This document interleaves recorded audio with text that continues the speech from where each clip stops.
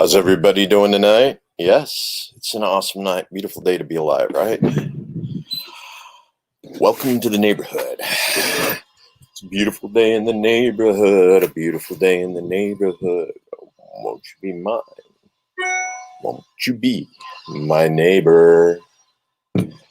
Yeah, I know. A little bit on the corny side. So, some of the things I want to talk about today. Let's go ahead and get this moved on out of here. Reason why is because this one's an important issue to me. Medical marijuana. Okay, now there's a lot of reasons to work on the legalization of marijuana. A lot of reasons. Now, of course, you know my personal preference. I would just as soon decriminalize all nonviolent, victimless crimes, which is almost all drugs universally across the table. Now, what that means is we stop doing drug crimes as a means of pre-crime prevention, and we actually work with our addicts to make sure that they don't fall into criminal behavior in order to maintain their addictions, which is a big problem we've been having with an awful lot of the opiates that have been put out, like the Oxycontin and a number of other issues. Now, these have been prescribed by physicians until an individual has become addicted, and then the addicted individual is then cut off, which of course means that they now have to find some other means to get a hold of their stuff. Usually that ends up revolving around a black market system and or criminal behavior, above and beyond just going to a black market dealer in order to get their goods. So give me a moment here. I think I got a little bit of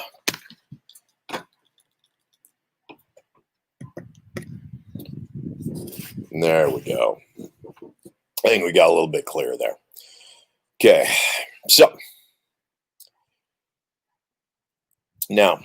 right now, medical marijuana. We know there are medical uses for it. Yeah, other nations have tested it.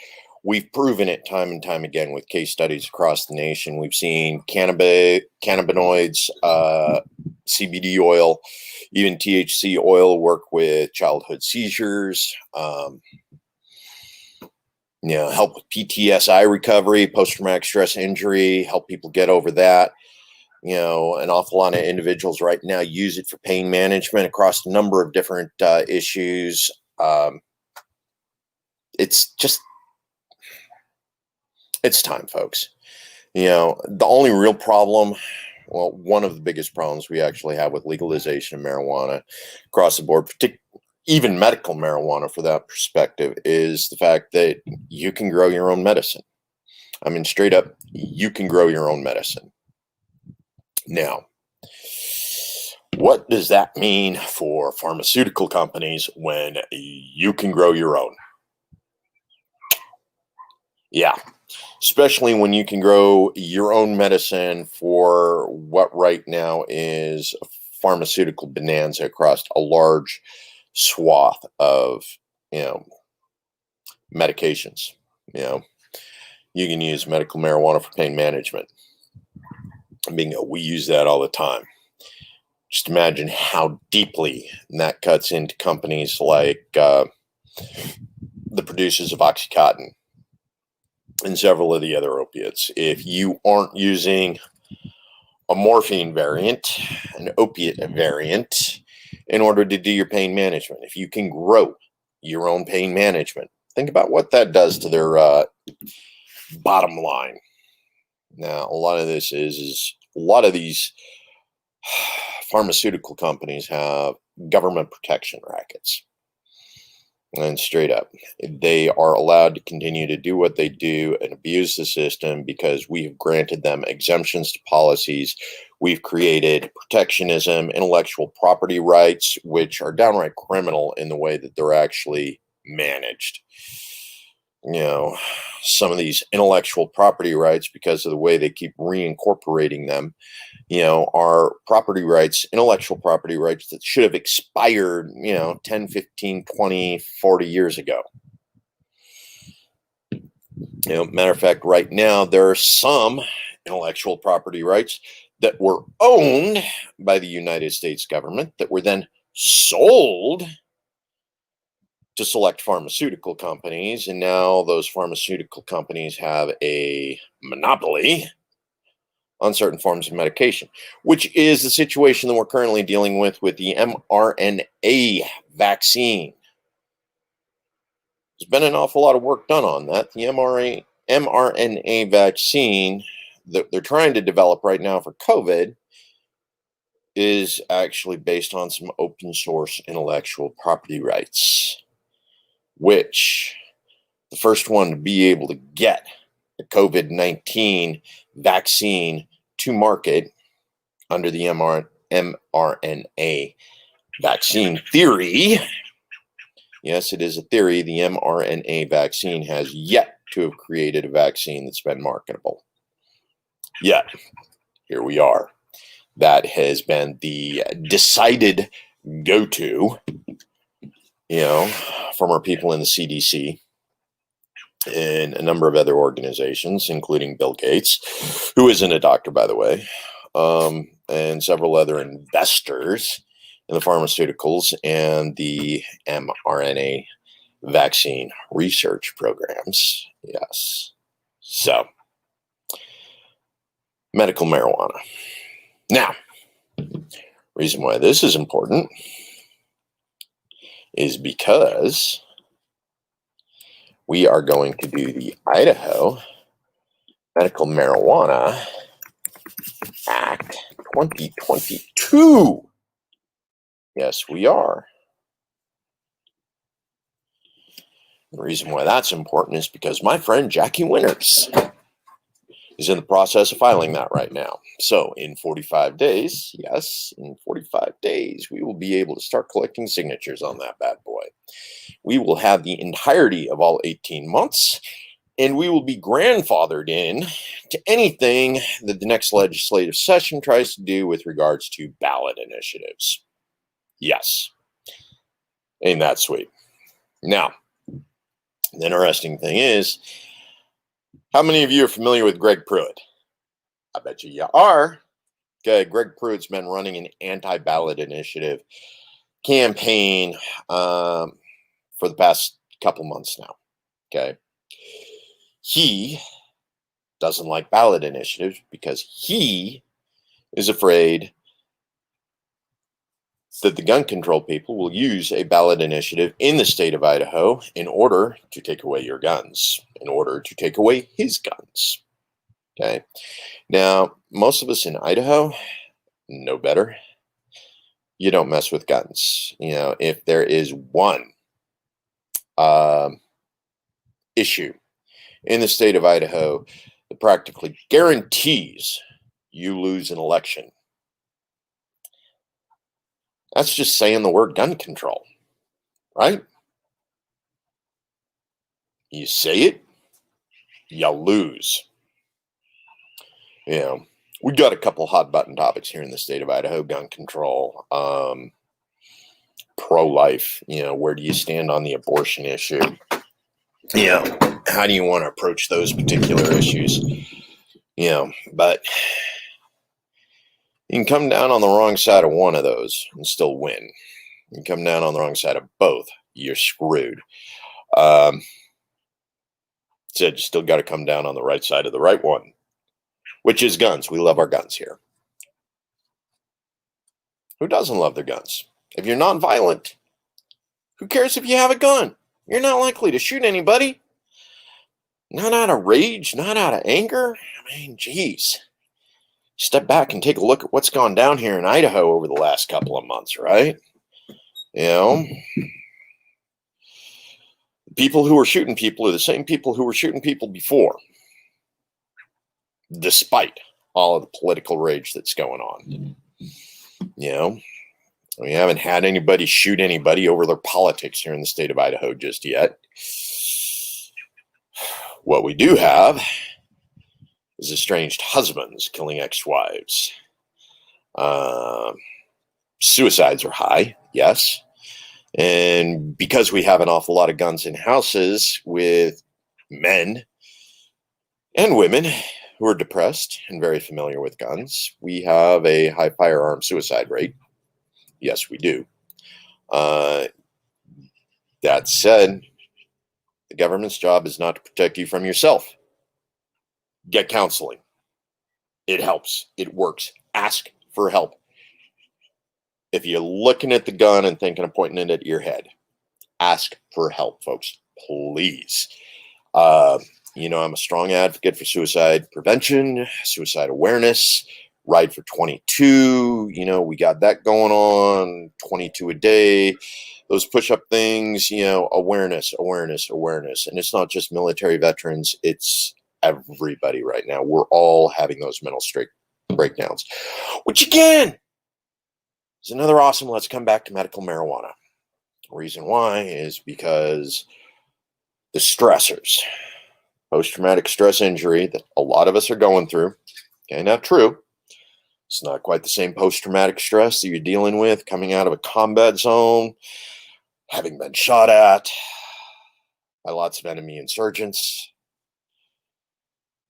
I know some of you out there have been shot at by ex-wives and ex-husbands. I understand that sort of PTSI.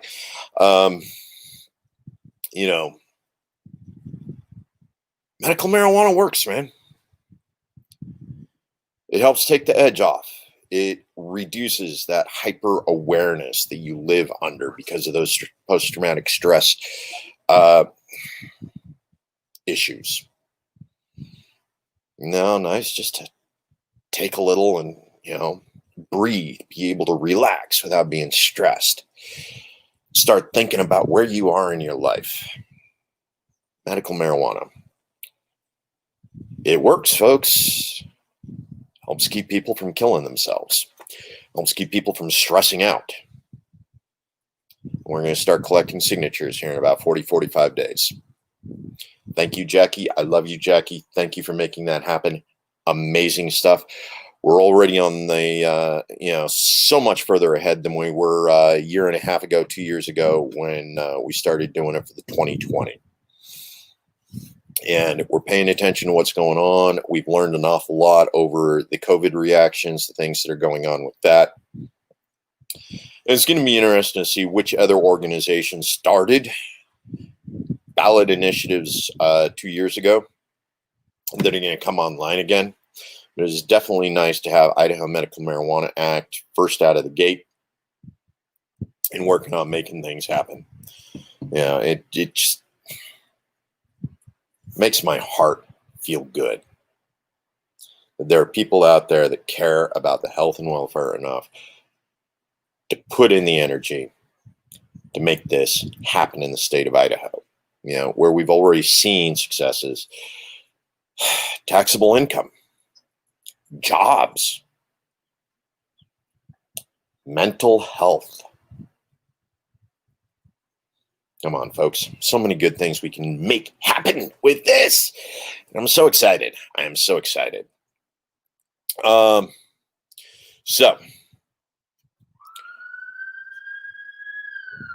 that's not a good sound. Yes. I'm playing musical chairs with the sun again today. Reason why is because it's evening. Welcome to Evening in Idaho. Amazing stuff. Beautiful day, by the way. It's nice. That cold front that we had come through, it's gone away. We got a nice warm evening. If you guys can, get out, take a walk today. Walk around. Get some sun. Do some amazing things. Parks, the Greenbelt. Amazing place, right? Brought to you by your city and your property taxes. Yes. You paid for it. Get out and enjoy it, folks. Get out and enjoy it. Got some amazing parks here in the area. People moving here from all over the nation to enjoy Boise City's parks. Yes, they are.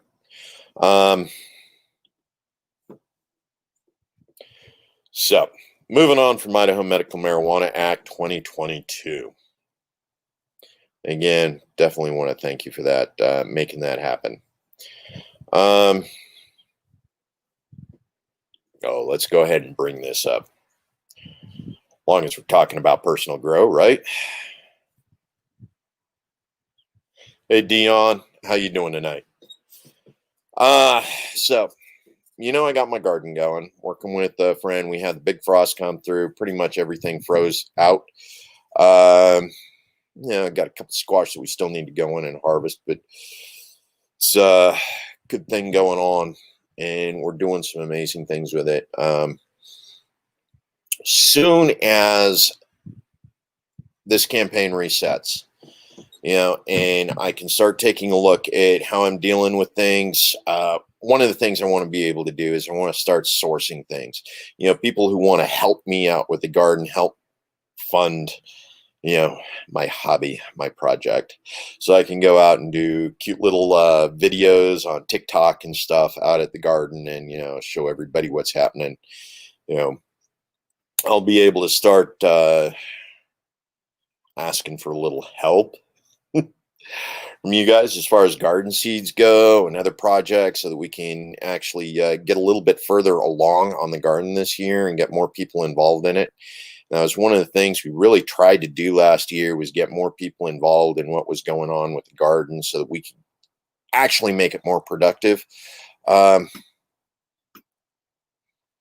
Especially when you're looking at a garden that size, it's a little bit labor intensive, and it's a big project for 4 or 5 people. It really is, so be able to work on that, get the hoop house built, actually build it right this time. And that's one of the nice things about your first year with a project, is you get to make all the mistakes. Yeah. And then we figured out which mistakes we made, and we figured out exactly how to correct it. So that's a good thing. We appreciate that. And all of those of you who actually helped with the project, Ania, he gave seeds.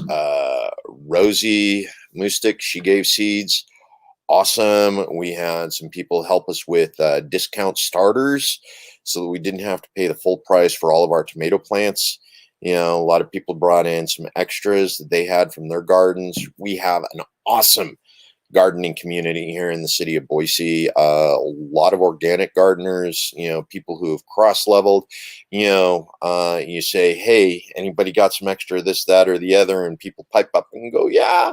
I didn't plant all of my starters this year, so I got some extras. Lots of people willing to share their experience.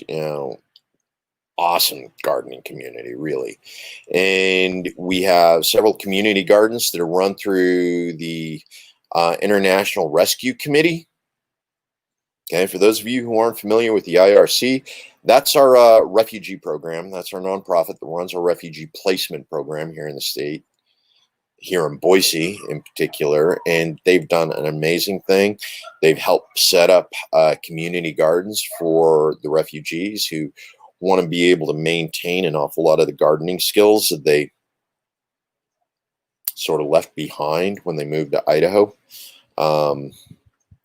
Because that's one of the things. IRC has a tendency to place our refugees in apartment complexes, low-income apartment complexes. They're fairly inexpensive.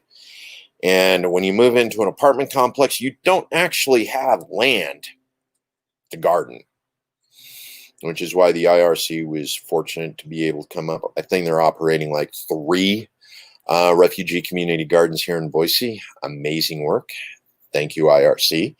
Love what you guys have been doing. Now, I realize I got some fans out there that are bordertarians. These guys have been vetted. They have been. All of our refugees have been vetted. A lot of them have been sitting in a refugee camp for anywhere 5 to 15 years, depending on which refugee camp they originate in. We got some people from Iraq and Afghanistan. They're here on emergency refugee status, meaning that they helped us out downrange, and some of their neighbors want them dead. So we got some that are here on emergency status. They worked with us. Citizenship for service. That's what we promised, right? Citizenship for service. So they did good by us downrange. Try and set them up so we do good by them back here.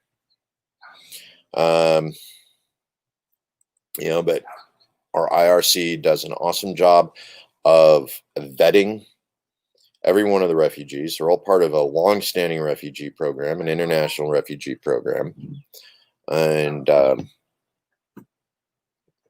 bring them here and set them up for success. Hard workers. They're willing to do an awful lot of work your kids aren't willing to do. Just the truth, man. Just the truth. So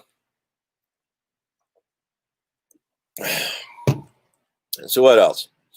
Come on, guys. I got some of you out there watching, and I can chat and chat and chat all day long. But it really, really helps when you guys have questions, because this is still what it's about. 5 more days. That's right. Let's go ahead and hit that one.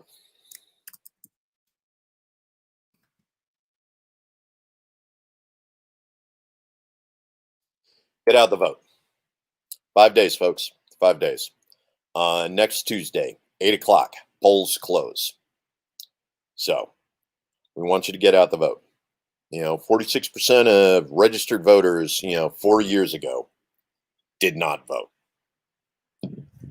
We've changed the rules an awful lot this year. We got absentee ballots, vote by mail. We are having record participation in the absentee and vote by mail process. It's been amazing. All of you people who couldn't be bothered to go to the polls 4 years ago are actually sitting down and filling out your ballots at home, looking through the names, researching your candidate, trying to figure out what candidate represents you best. Which one is going to give you your freedoms? Make sure your liberties are protected. Make sure that that Bill of Rights is enforced against the United States government. So I personally am very thankful for all of you who went out and did your research. My name is still trending in Idaho on Google Trends. It still keeps popping up. So people are still looking at my platform, trying to find out more about me and who I am. And that's good. I appreciate it. I appreciate that you're looking into my opponents. I appreciate that you're checking up on what Russ Fulcher's done. I appreciate that you're checking up on Rudy Soto's platform. Because whether I win or lose, the fact that you are an informed voter this year just warms my heart. It really does. I mean, I want to win. I plan on winning. Plan on going to Congress, participating in that active on governance that we were talking about, and giving power back to the people. But first and foremost, I want you guys to be informed voters. I want you to talk to your family and friends. Be informed voters. Talk about the issues. You don't have to hate each other over the issues. There's balances. There's compromises. We don't have to go all the way one way or all the way the other. Even though some of us think that, the whole min-maxing thing may still be a good idea. Some of you still like our mixed economy. Some of us understand that we can't just drop everything about our mixed economy and expect life to go on as we see it. A lot of us know better. We call that pragmatism. We have an end state. We have an end state that we want to get to, but we have a plan to get there so that we aren't collapsing the entirety of the United States in order to make it happen. Right? We like stability. We do. Even if we don't like the state, we still like stability. 80% of libertarians that you talk to will agree stability is still important. The other 20%, yeah, they're collapsitarians. Poof, make it all go away. No, but most libertarians like myself, we're pragmatists. We got a plan. Disempower the state. Don't collapse the state. And we can keep moving on. Everybody just learns a little bit more about freedom every day. They get more freedom every day. That's what we want, right? We want more freedom. We want to be able to make our own choices. That's why you got to get out and vote. You got to get out and vote for those things you want, those things you need. You need to vote your interests. Yeah. And we've seen how well certain things have worked over the past 4 years, 20 years, 40 years. Yeah. So we can do things to fix that. But it helps if you're an informed voter. It helps if you help inform other voters, and then you get them to the voting booth. So, Babe Vote. Yes, Sam Sandmeyer, she's been out there doing some amazing things here in Boise in the Treasure Valley working with Babe Vote. I've seen her out at some of the rallies for, issues. Sam's been a big one for defund the police. She's been a big one for the Black Lives Matter movement here in Boise. She's been out there with Babe Vote, getting voters registered all summer long. Devoted. Yeah, she is. Sam Sandmeyer, definitely appreciate all the work she's done this year. No, she's not in my district, so she's not one of my constituents per se. But yeah, she's definitely put in the work, and I appreciate the role that she's done on that, especially ever since COVID started. Awesome job for Babe Vote. You guys have done some good stuff this summer. Really appreciate it. So, we got 27 minutes, folks. You managed to listen to me talk for 27 minutes without you guys making a single comment. Yeah, but definitely, Dion, thank you very much for your like. Remember, like, love, share, comment, please, folks. But definitely like and share so that your friends and family know where we're going with this. Get the name out. Again, Medical Marijuana Initiative 2022. It's going to be ready for signatures here in the next 40 to 45 days. We appreciate it. If you know anybody who's interested in volunteering for that, Cannabis Coalition, look them up on, or IDACAN. I'm not sure what one they're using these days, but definitely look up the Cannabis Coalition for Idaho. We're definitely going to make things happen this year on that front. Get medical marijuana legalized here in the state. Yeah, because that's one of those things. Even if you send me to the United States Congress and I manage to get it descheduled off of the Substance Control Act at the federal level, still exists on the state level, folks. Yes, it does. State rights, state authority. Just because it's legal nationally doesn't mean that they're going to legalize it here in the state. As we've learned with hemp truckers, right? So, although I probably shouldn't do this, especially considering it's cross-party issues, but we only have a Democrat and a Republican running for the Ada County prosecutor.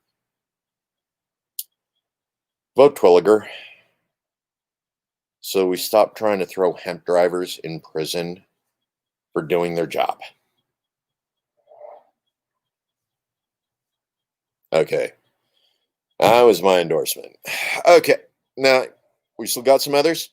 Jennifer Luoma up in 2B. We have Jess Smith over in 13B. We have Lisa Adams in 21B. And we have Dan Carlin. Still can't remember which one he is, but I think it's 31B.